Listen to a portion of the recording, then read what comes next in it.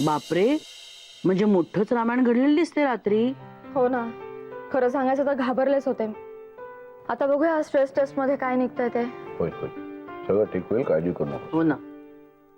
मला वाटतं डॉक्टर त्यांना वजन कमी करायचा सल्ला देणार.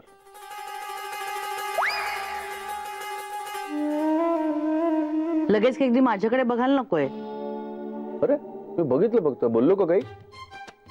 नाही नाही, बोलायची गरजच नाही ना. मुळी हसू नकोस ग तू. सतत आपलं ना माझ्या वजनावरून बोलायचं व्यसन जडलंय तुम्हाला आजकाल. व्यसन सोडवणं हीच हातात आहे, नाही का ग? बोला बोला, बोलत राहा फक्त तुम्ही. माझ्याकडे बघा ना मग. अहो माई, हे शालजोडीतले टोमणे माझ्यासाठी आहेत. हा, तुम्हाला वॉकला नेण्याचा विडा मी उचलला होता ना, म्हणून. हो.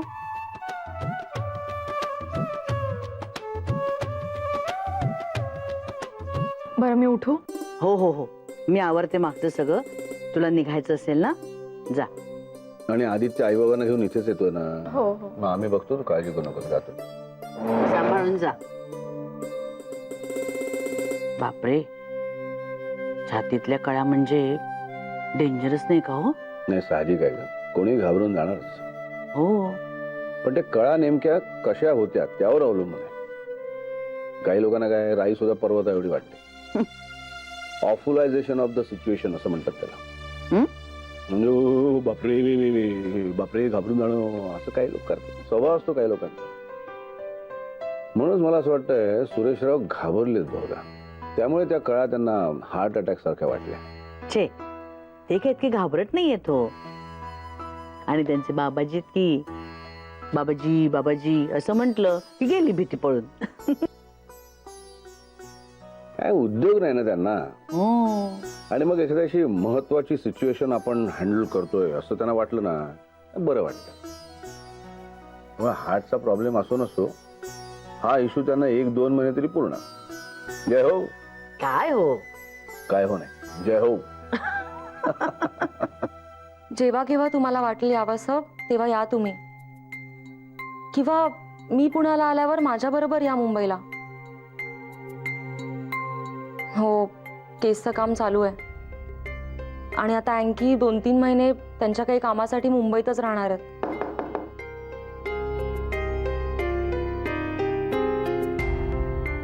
आधी जिथे कुठे असायचे तिथून धावत यायचे मुंबईत.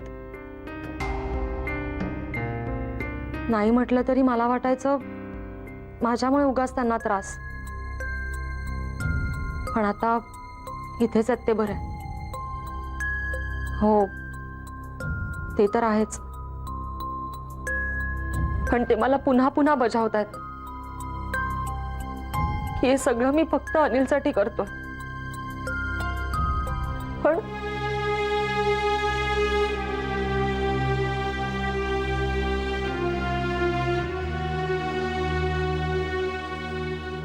असो, तू अजिबात काळजी करू नकोस. इथे सगळं ठीक आहे. आणि साहिल काही त्रास वगैरे देत नाहीये ना? हो हो, करते मी रात्री फोन. हो, आता निघाले कॉलेजला. बाय.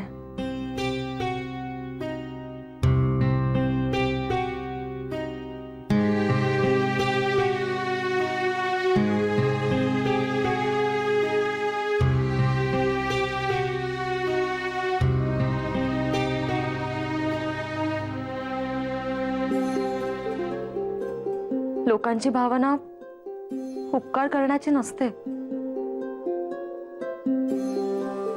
पण मला ते समजून घेणं खूप अवघड जातं. पण मेघना, काही गोष्टींची परतफेड करणंही खूप अशक्य असतं.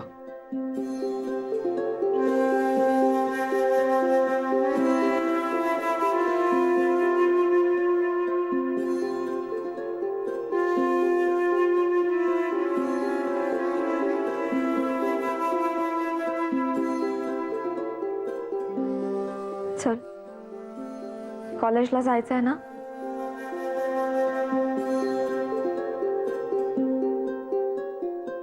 आलेच मी.